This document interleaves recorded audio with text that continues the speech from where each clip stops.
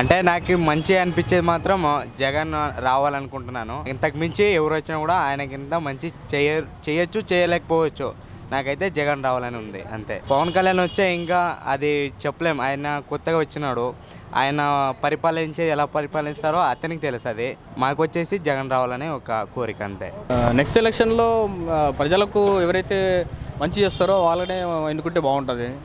ఎందుకంటే లాస్ట్ ఇయర్తో పోల్చుకుంటే ఈ సంవత్సరం డెవలప్మెంట్, తర్వాత నిరుద్యోగ వృత్తి ఇవన్నీ ఉన్నాయి కదా. ఎవరైతే ఉపాధి కల్పన ఎంప్లాయీస్కి ఎవరైతే వెల్ఫేర్నెస్ చేస్తారో, రైతులకు ఎవరైతే మేలు చేస్తారో, తర్వాత పంటలకు గిట్టుబాటు ధర, మద్దతు ధర ఎవరైతే చేస్తున్నారో, తర్వాత గృహ సదుపాయం ఎవరైతే కల్పిస్తున్నారో, ఇవన్నీ కన్సిడర్ చేస్తే గవర్నమెంట్ ఎవరైతే మంచి చేస్తారో వాళ్ళను ఎన్నుకుంటే బాగుంటుంది. ఎందుకంటే మా మనసులో ఒకటి ఉంది, ఒకటి వేయాలని. సో ఇవన్నీ అనుకుంటున్నాము, ఆలోచిస్తున్నాము.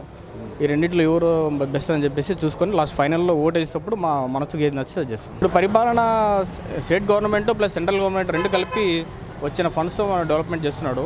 ఓకే, ఇప్పటికైతే బాగానే ఉంది. ఇంకా అంతకు మించి ఇంకా ప్రజలు కోరుకుంటున్నారు. ఇన్డెప్త్ పై లెవెల్లో వాళ్ళకైనా పథకాలు కానీ లేకుంటే బెనిఫిట్స్ కానీ పై లెవెల్లోనే అందుతున్నాయి. కింది లెవెల్లో ఇంకా పూర్తి స్థాయిలో చేరలేదు.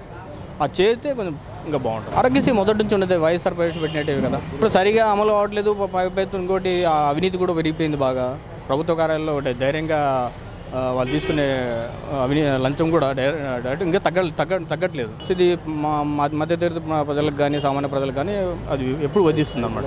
రుణమాఫీ ఇంకా పూర్తి స్థాయిలో ఉపశమనం, జస్ట్ ఉపశమనం అన్నారు కానీ పూర్తి స్థాయిలో ఉపశమనం కాలేదు. ఎన్నికలు దగ్గరకు వస్తున్నాయి కాబట్టి ఎన్నికల స్టంట్ కోసం ఇప్పుడు ఉపశమనం అని చెప్పేసి మాఫీ అని చెప్పేసి చేస్తున్నారు కానీ పూర్తి స్థాయిలో వాళ్ళు ఇంకా ఇంప్లిమెంట్ కావడం లేదు. మార్పు అయితే కోరుకుంటున్నారండి ప్రజల్లో. రాష్ట్ర ప్రజల్లో ఎలా ఉందంటే మార్పు అయితే కావాలి. ఒకసారి ఛాన్స్ ఇస్తే ఎలా ఉంటుందని కూడా ఆలోచిస్తున్నారు. ఎంప్లాయీస్గా మాకు కూడా ఒక ఆలోచన ఉంది, దాని తగ్గట్టు ముందు పోతాం. పవన్ కళ్యాణ్ యూత్లో మంచి క్రేజ్ ఉందంటే ఆయనకు తగ్గ ఓటింగ్ కంపల్సరీ ప్రతి ఒక్క జిల్లాలో, ప్రతి ఒక్క మండలంలో. టీడీపీతో కాకుండా తర్వాత వైసీపీతో కాకుండా సపరేట్గా పోటీ చేస్తేనే ఆయనకు సపరేట్గా ఐడెంటిటీ వస్తుంది.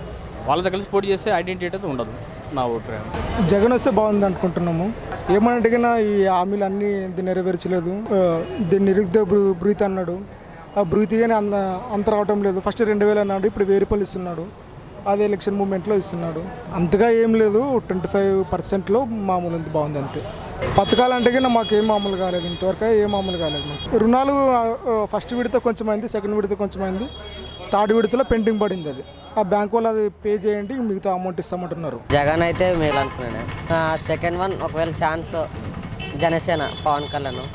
ఇంకా చంద్రబాబు డెవలప్మెంట్ చేసినాడు కానీ ఒకవేళ మోడీ అవే విభజన హామీ చట్టాలకి డబ్బులు ఇచ్చింటే కూడా 1,16,000 కోట్లు అమౌంట్ ఇచ్చింటే కూడా మన రాష్ట్రంలో అమరావతి తొందరగా నిర్మించబడేది. అలాగే ఉద్యోగ అవకాశాలు కూడా వచ్చేవి. కానీ ఆ యొక్క డబ్బులు ఇవ్వడం లేకపోవడం వల్ల చంద్రబాబు అనే డెవలప్మెంట్ కొంచెం తగ్గిపోయింది. అందువల్ల ఈసారి జగన్ కోటేస్తే మాత్రం జగన్ డెవలప్మెంట్ చేస్తాడని నేను ఆశపడుతున్నాను. ఎవరో ఏమో మాకైతే ఐడియా లేదు. నేనైతే నా పర్సనల్ ఒపీనియన్ అయితే జగన్ సార్. ఛాన్స్ ఇద్దాం, చూద్దాం. నిజం వాళ్ళ నాన్నలా చేయొచ్చేమో. ఇప్పటివరకు అయితే ఎవరు ఛాన్స్ ఇవ్వలేదు. ఛాన్స్ ఇవ్వకుండా ఎలా డిసైడ్ చేస్తారు? చంద్రబాబు నాయుడు పాలన అంటే అది ఎక్కడి వరకు ఆయన చేస్తున్నారు, అది జనాల దాకా వస్తుందో లేదో కూడా అర్థం కావట్లేదు. జనాల్లోకి వస్తుందో లేదో ఆయన కూడా చూడటం లేదు. సో ఆయన అమలు చేసే అన్ని జనాల వరకు అందడం లేదని నా ఒపీనియన్. పవన్ కళ్యాణ్ గారిదేమో మరి చెప్పలేము, నాకైతే ఐడియా లేదు. ఈ వీడియో గనుక మీకు నచ్చినట్లయితే లైక్ చేయండి, షేర్ చేయండి. మరిన్ని వీడియోస్ కోసం మా ఛానల్ను సబ్స్క్రైబ్ చేయండి.